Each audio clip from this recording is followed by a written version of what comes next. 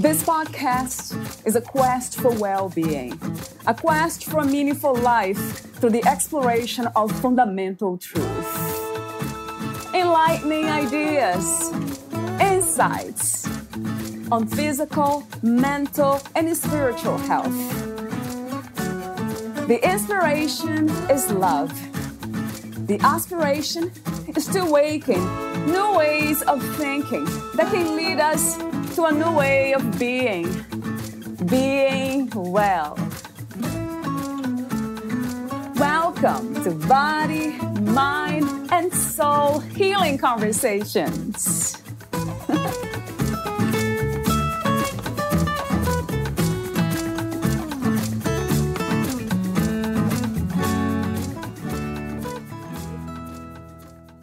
Are you a little too comfortable with self-loathing? Tired of feeling like you are not enough? Carrington Smith spent a lifetime trying to be someone else, to fit in, to be loved, to keep the peace, and to make others happy.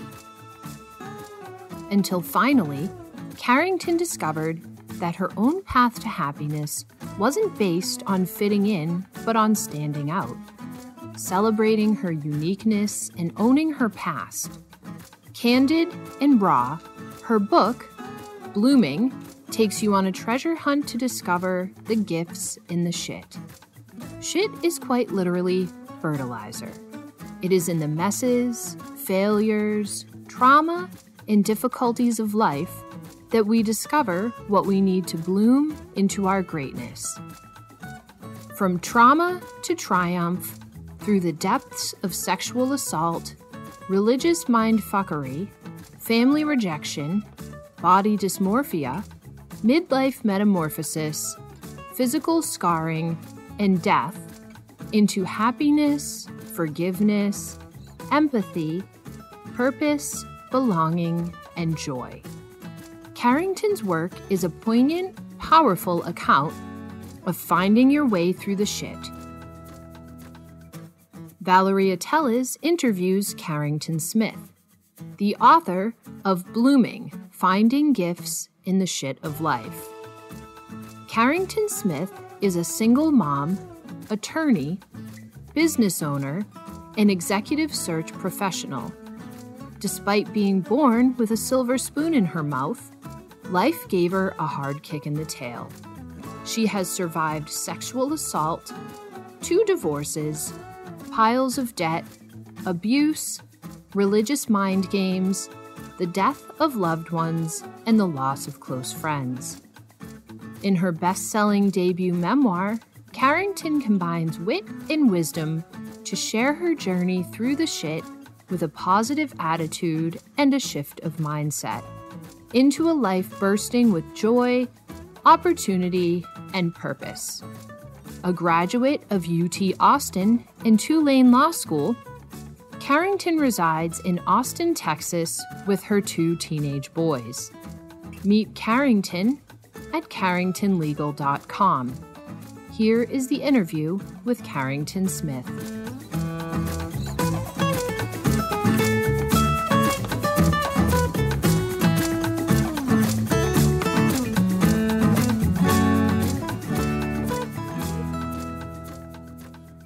In your own words, who is Carrington Smith?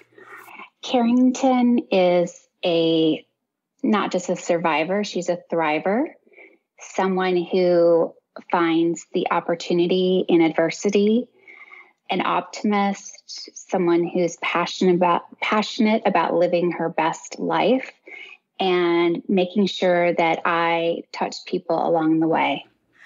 How did you come to these understandings about life, of sharing what you know, learning lessons from difficulties?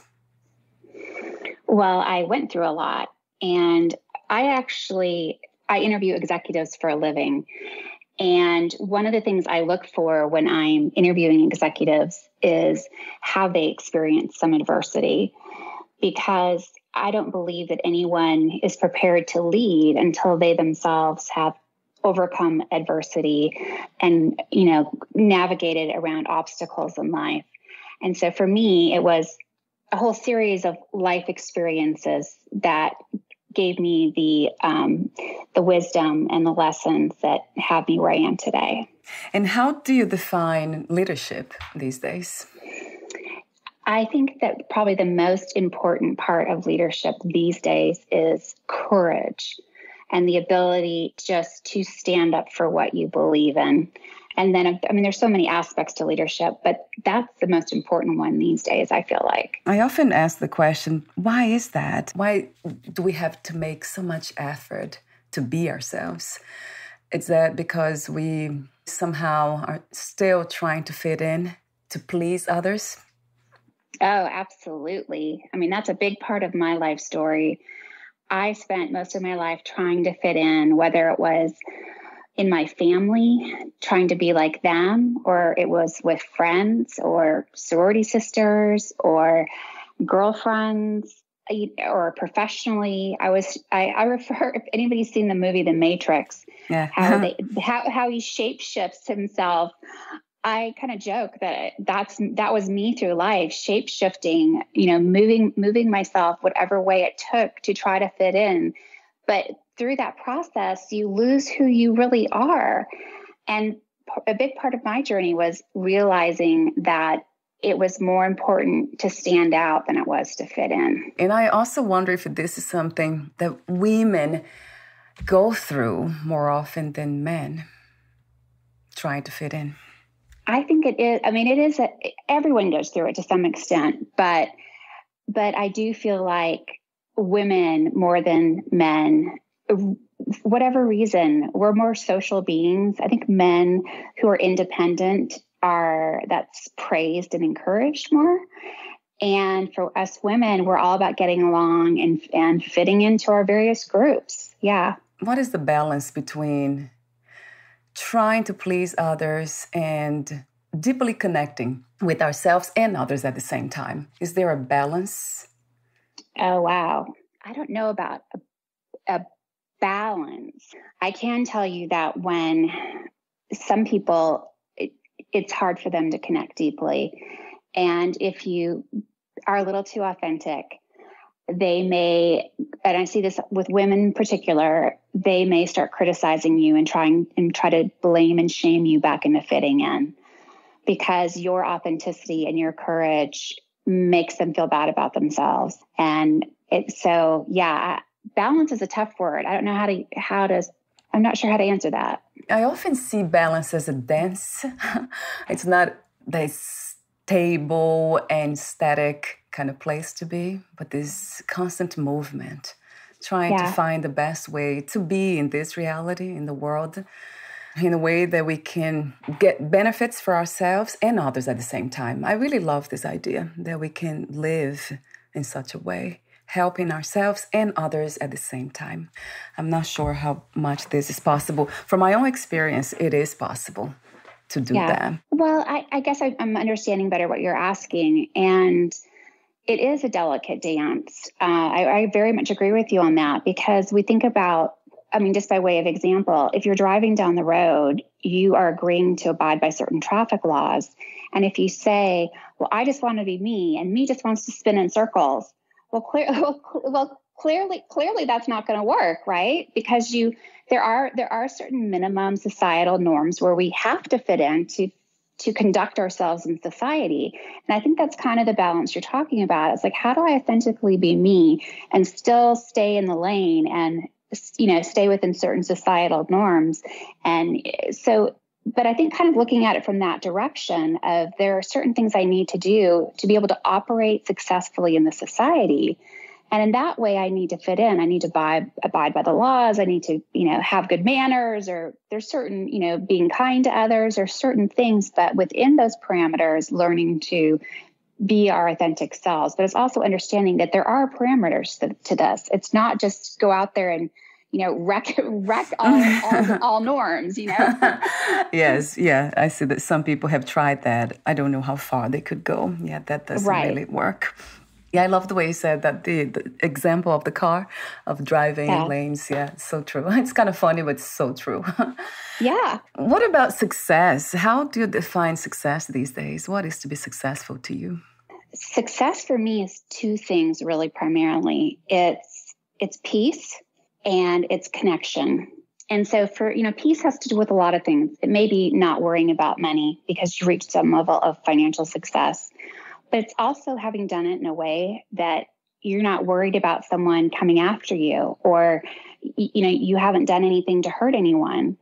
And then connection is about, at the end of the day, do you have those, relationships with people that are deep, where you are making deposits and, it's reciprocal and you're making a difference in people's lives. Those are the things that I think are most important to me and how I define success. And another open question is about the purpose of the human experience. What do you think that is? Oh, wow. I think that, and this may kind of dovetail into what you just asked about success. If we get to heaven, is God going to say, was your life successful or not? And I think a lot of that has to do with how we handle what we've been given.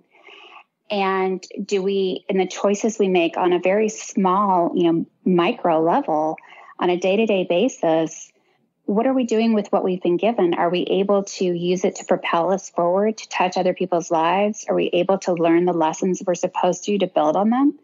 Or are we waiting in negativity and drowning and not using the gifts that God's given us? Are we squandering them? Mm-hmm. So I think maybe that's how I would answer that. What is your idea of God, Carrie? What, where, and who is God to you? Oh, wow. It's really interesting because as you know from reading my book, God is a big subject for me. I came from a family that, sort of on a daily basis recreated, redefined what the religion was, and it became very confusing for me. And what I really boiled it down to, because I've always had this deep relationship with God, despite all the craziness around me. And I really go back to the core tenets where it's like the greatest law of all is to love one another and to treat people, how you would like to be treated. Those like core values about, fairness and decency. And so for me, I see God in everything. I don't know whether God is a he or a she, and I struggle with getting stuck in a particular religion because I find out a lot of that just makes people feel bad about themselves and tends to inhibit them as opposed to experience God's joy. And so for me, it's much more about appreciating everything around you and finding the good in things and seeing how just God's energy is active all around us. And so it's a much deeper, more universal thing. Another question related to that, I guess, is the idea of being here in a human body and going through all these challenges that we go through. Is that something that we have chosen, or God, per se, has given us that assignment, that lifetime to learn those lessons, or do you have other understandings? Oh, wow. I've never even considered that question. So that's a new one for me. I don't know about it being an assignment. That's sort of an interesting thought. I don't know how to answer that. I believe that I am where I'm supposed to be. I don't know how to answer that. I'm sorry. In a way you did. We are where we're supposed to be, in a way. So whatever we go through, it's part of the experience of life. I want to ask you a question about healing. What is healing to you, and what are some of the obstacles to healing? Let me answer the second part first. The obstacles to healing are bitterness, anger, resentment. Those are the things that are the obstacles to healing. I have friends, and people may not agree with me on this, but I've had some friends who, become ill, and I look back over their lives, and I in my mind, I pinpoint a spot where something happened that they just never let go of, and it may even directly impact their health. And of course, they maybe aren't aware of that. But I think that these resentments and bitterness actually, they are deep-seated things that impact our health. And for instance, I have a friend that's going through a divorce right now, and she's choosing to spend her time fighting with her ex-husband.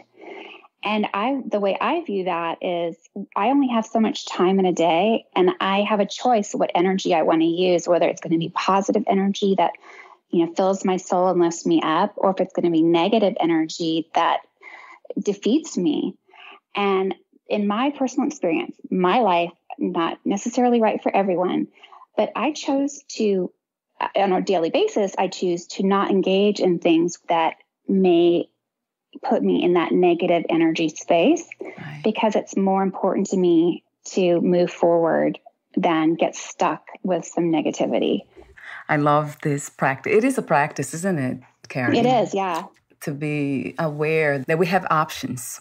I don't know about choice, because sometimes it really feels like we can't really choose because we are not prepared to. We don't see the options, some of us.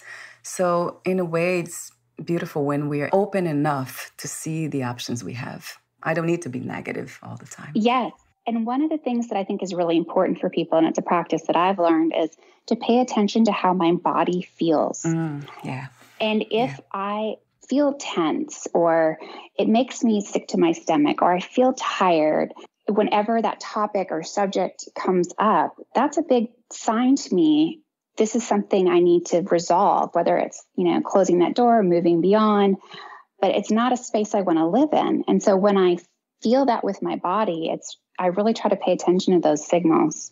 Yeah, that's a very good and a wise way of going through the process of healing even, because the body has been said so many times, it doesn't lie. It's very honest.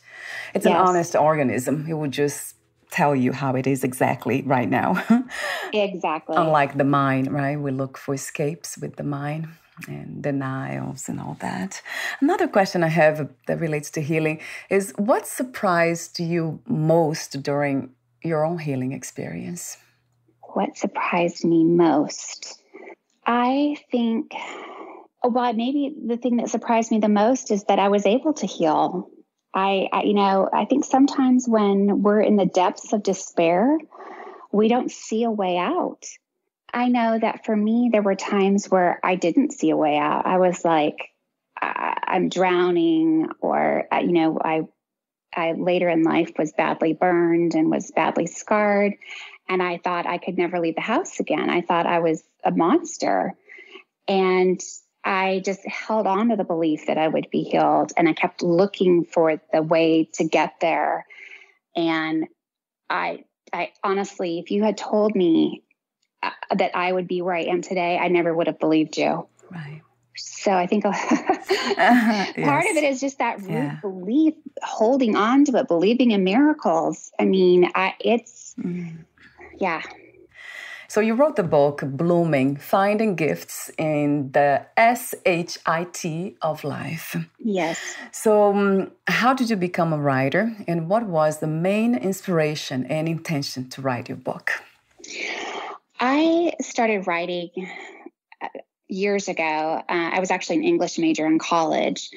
The first story that I actually wrote was the story of being raped, which that flowed out of me in law school. But the impetus behind the book was when COVID hit, I observed, and it was all over the news, people talking about all the bins in the street of, when the garbage man came by and there's bins full of bottles of wine and alcohol bottles, people drinking, people were depressed, sad. I witnessed how other people were coping with what was a universal trauma to our society, and realized that my response was completely different. And it was one of hope and opportunity and resilience. And it occurred to me suddenly that all that I'd been through in life, the experiences that I had, whether it was divorce or death or body dysmorphia. I mean, there were a whole host of things I experienced, but they were universal experiences that people could relate to. And that how I drew on those experiences to develop what I refer to as the muscle of mindset to, and learned how to be emotionally resilient. If I could pass that wisdom on to people, that it would be a huge benefit. And so I wrote the book as a gift to people who were struggling. And I thought, and I'm a big believer that people learn through stories as opposed to being told what to do. And so I thought by sharing my stories, but in a very real, raw, and authentic way, and to take the readers on a journey to how I was able to heal, that people would learn through my experiences and take from them what they could. And hopefully this would touch a lot of people and help them to deal with, like I say, a universal trauma right now, and walk away with some wisdom and some emotional strength. You're also the founder of Carrington Legal Executive Search. Talk to me for a moment about that and what services you offer and how it works. So, yes, I have a legal executive search firm, and we get retained by corporations mainly, but also law firms, to help them find the talent that they need. And with corporations, I've had the wonderful opportunity to interview thousands of executives over the years to, fill these placements. And this is where it dovetails with my book, and that is, with these executives, to find out who they are and what they're made of, I have a question I love to ask. And that question is, we all have moments in life that define us. Can you tell me about a moment that shaped you and how it did? And it's the answers to that question that have been just so wonderful and amazing and tell me so much about who somebody is and what they're made of. I love that question. And I actually have it here. And I wanted to ask that question to you because the section in your book that really caught my attention, as I mentioned off record too, before the interview, is the chapter 17, Defining Moments, where you show actually all the defining moments in your life. So for a moment, how would you pass that message on here on the podcast? I know there were many moments, not just one, but would you say that one moment was more impactful than the others, or all of them equally defined you?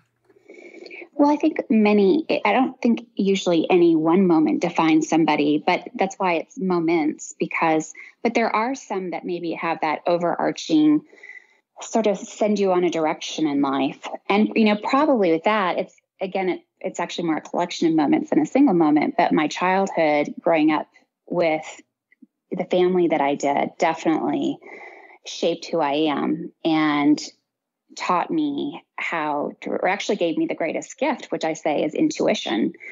And if I hadn't grown up in a family where I was walking on eggshells and constantly sort of having to look around the corner and figure out what was going to happen next, I wouldn't have inherited or developed the traits that I have today. So I look at my childhood, which others look at as sad or tragic. I look at it as the training ground for this wealth of riches that have come my way. And if I hadn't gone through those experiences, I wouldn't be where I am today. So that's how I view that. I'm thinking here, how can we, for some of us who are still in a way stuck thinking that way, that our childhood traumas and difficulties, they are sad moments that we cannot learn anything about, but quite the opposite. That's the reason why we are depressed or sad or anxious.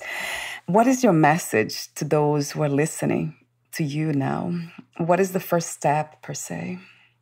Well, so the reason I gave the book the title that I did is because for a couple of different reasons. One is to really reach people where they are. And when we talk about life's difficulties and traumas and messes, we refer to it as shit. But the reality is that shit is quite literally is fertilizer. And if we realize that, we go, wait a second, all that just trauma or drama or all that I went through, that horrible experience, that's fertilizer that's going to nourish me. And as I like to say, it's what I needed. You need fertilizer to bloom into your greatness. And so one of the most important things for people to do is to actually own their shit. Mm-hmm. We women in particular like to push it out and out of the way and not think about it. And we don't want to look at the ugly, right? We don't. And so what I really advocate is owning it. Like say, okay, yeah, all right. I was raped. I was abused. I did have this horrible experience. I was divorced. But then examining it. And first of all, another big part for women where we don't give ourselves permission is to get angry. We're not allowed to get mad. But in order to heal, you have to, as I like to say, I had to reach rage to reach forgiveness. And so I had to own what happened to me and say, you know what, that sucked. It hurt. That person made me mad. And once I did that, then I could grieve and move through it and then get on the other side of it and say, oh, okay, wait, all right. I've acknowledged that this really sucked and I've gotten mad and I've grieved. And now I'm going to take a look at this and say, well, maybe there's something good in here that I can take away from this and use what happened to me to propel me through life. And that is like the most magical thing that you can ever get out of something horrible that happened to you. And if you're able to take what happened to you and turn it into something that was given to you and take ownership of it and then repurpose it into something that you can use to motivate and propel you through life, that is where things get great. So it seems to me like the first step, it's being open, isn't it, Karen? Yeah. If there is a first step, being curious. What can I learn from this? Asking questions. So that comes from curiosity and being open. Yeah, and it's about not pushing stuff down. I mean, I think women tend to sweep it away or shove it under the bed and pretend it didn't happen. It's about actually acknowledging and saying, okay, I need to work through this. If I don't work through this, it could harm me physically. I believe that. But let's own it and then examine it and actually kind of get dirty in it. That's something that I see around me. So many people who are very much trying to escape and avoid healing, the process of healing, because it's so painful. Because it is painful, my care, to go back and analyze it again and rethink what happened and even write about as you did. I did too. Yeah. So that's very painful. And is there something about being ready to heal? What is your view on being open and ready to heal? Is there such a thing or something else is happening that I cannot see? I think you do have to be open and ready to heal. I think there are two groups of people. And one group likes to wallow and be stuck. And this is where it is about making choices. If you want to heal, if you want to move through or move past, it's about, taking steps to do that. And there are two groups of people, those who like to wallow and those who like to move through and grow. And I mean, that's kind of how my life experience, that's what I've witnessed anyway. And that's another question that I usually ask. Why do we feel comfortable in pain? Yeah, that is something that is so interesting to see because I see the repetition, that pattern just repeating itself. And it's very painful, but they are not able to get out of that cycle. There's some people who have so bought into this victimhood thing that becomes part of their identity. And so to move through it would be to reject their identity as they see themselves. And then the other part of that is that people, they wallow in it. And yeah, it's about identity. And it's also about people like what's familiar. And so I think some people, they're so used to pain that if you were to offer them comfort, they wouldn't know how to receive it because it's unfamiliar to them. What is the antidote to not feeling good enough? Oh, wow. Well, I believe, and this is a hard place to get for some people, and I'm not going to say this was easy for me, but I believe that happiness is a choice and that self-love is a choice as well. And there was plenty of time when I really, and I still to this day, I struggle with self-love, but it's the internal dialogue that has to change. And so for me, choosing to have a positive internal dialogue with myself, and instead of beating myself up, changing those messages that I give myself to being more positive and really living that on a daily basis, that is critical. I do believe in options, that there are so many possibilities and options of experiencing this life, but we need to be open. It has to be an openness within us in order to see that. The reason I use the word choice is because that holds you personally accountable. And whether you choose to live in victimhood or negative self-talk, I mean, it's once you decide, I'm done with that, I am going to choose to change my dialogue with myself, and I'm going to choose to forgive and move forward, and I'm going to choose to see the opportunity. Those are really, there is some personal accountability there. And it really seems to be, right, Carrie? It seems to be very clear that we are responsible for our own actions, our own happiness. It's something that really comes, sounds very true. But I do think there's another message that came to me recently that kind of gave me some different perspective about healing and changing and all that personally, individually. That has to do with the collective too, because life is a system. It's interconnected. Everything is interconnected. There's nothing separate here. So in order for me to heal individually, then my environment needs to be healed as well. People around me, because like the identity example that we just talked about a few minutes ago, if I feel that I cannot change my identity, I don't want to do that because out of that fear that I won't be accepted by those around me, or because it's comfortable to be this way because that's the way other people relate to me, then I stay the way I am. Right. It seems like it's not just me taking responsibility to heal, but it's my healing, it's everyone's healing, and everyone's healing, it's my healing. That includes also the environment. As a whole, everything, the whole system. Yeah. Well, so for me, in order to heal, I had to change environments. I couldn't expect the people around me to change. I could only control my own actions. And so for me, it meant separating myself and moving to a more supportive and loving environment. So that's sort of how I would view that. Yeah, and that's what I did too. At that level, out of despair, I had to leave the environment that was dysfunctional and really abusive. But then I went back in life and I started kind of attracting people with the same characteristics, people who were abusive in the same way my parents were. I am 45 now. When I was 37, I was still stuck in that cycle, being around people, finding new environments that would trigger the same kind of response. Yeah. So that was kind of interesting to me to kind of realize that I was still doing that unconsciously. So in a way, we leave the environment, perhaps the ground environment that hurt us, but then we still keep going back to the same kind of environment, just with a different dress, but we go back to it. That was my case, and I know has been the case of many people. Yeah. Oh, well, I like to say we're attracted to what we know.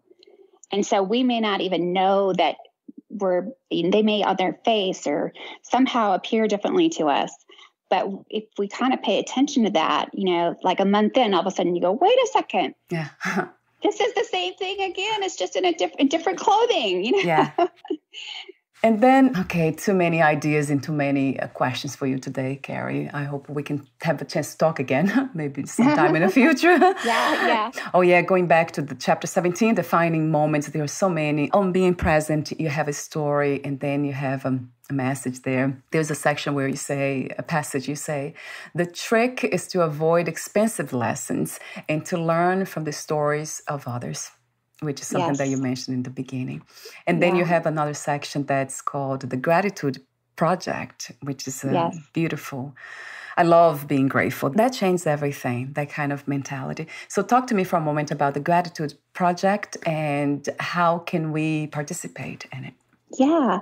So the Gratitude Project is something that I had a girlfriend who was just had to really become negative. She'd had some really difficult life experiences, and it had caused her to develop a negative outlook on life.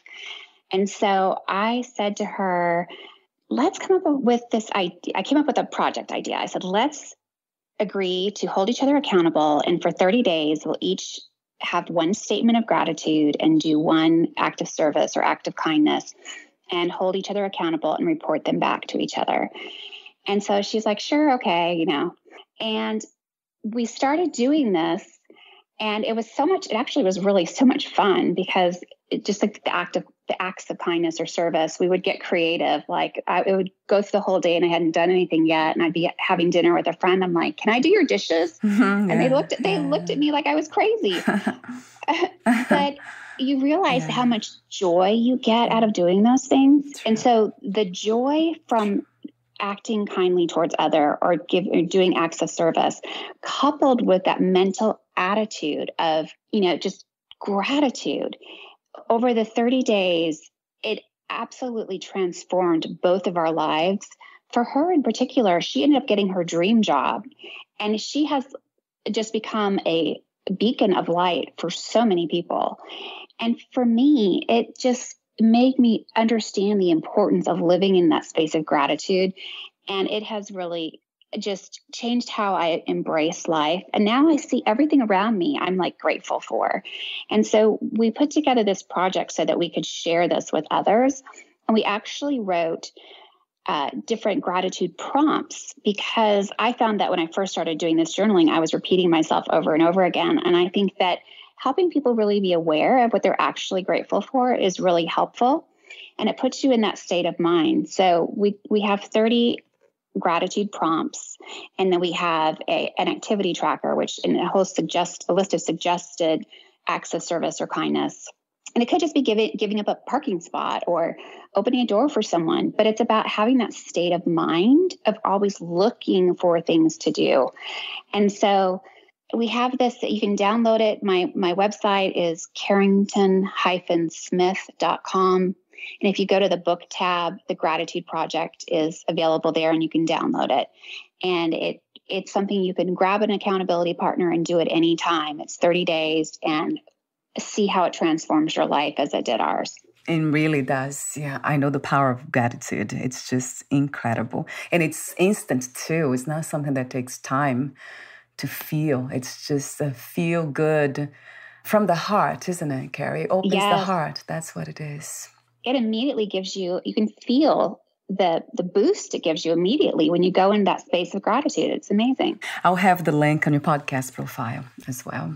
We have, that same chapter, you have other defined moments. Saying no to racism, it's a very powerful one too. All of them. Yeah. Incredibly impactful if we can learn from. And this is something that is interesting, how you said earlier about storytelling. It has the power of teaching without us going through the experience, the hardships. Yes. Thank you for doing what you do again, Carrie.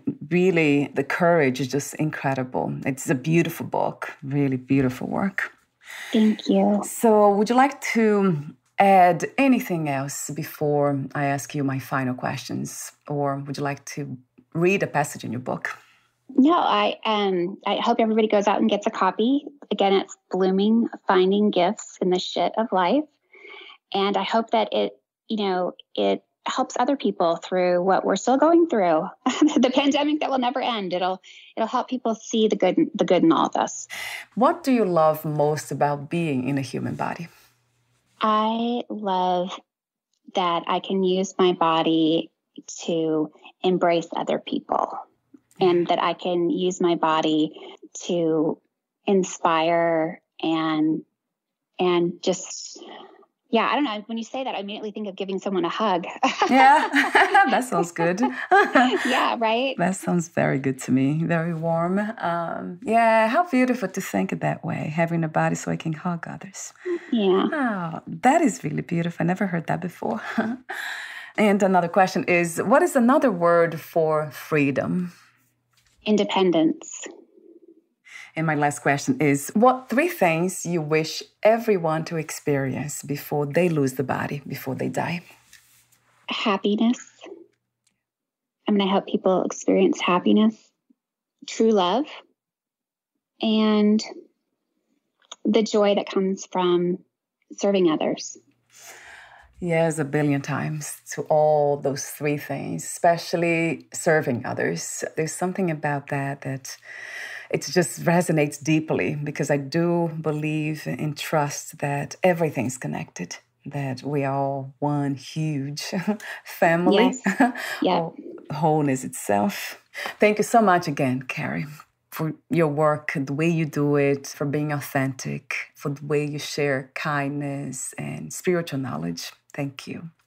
Thank you. And before we say goodbye, again, where can we find more information about you, your books, products, services, and future projects? Sure. So my social handles for Instagram, Twitter, and Facebook are all at CarringtonATX.com. I'm sorry, it's at CarringtonATX for those. And then for my website, it's Carrington-Smith.com. And then, of course, my book is available on Amazon. Wonderful. Thank you again, and we'll talk soon. Bye for now. All right, thank you. All right, bye.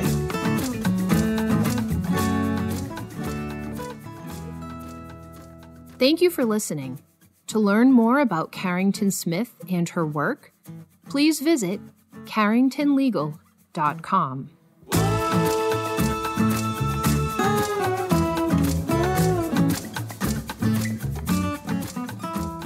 To learn more about this podcast, please visit fitforjoy.org/podcast. Thank you again for listening, and bye for now.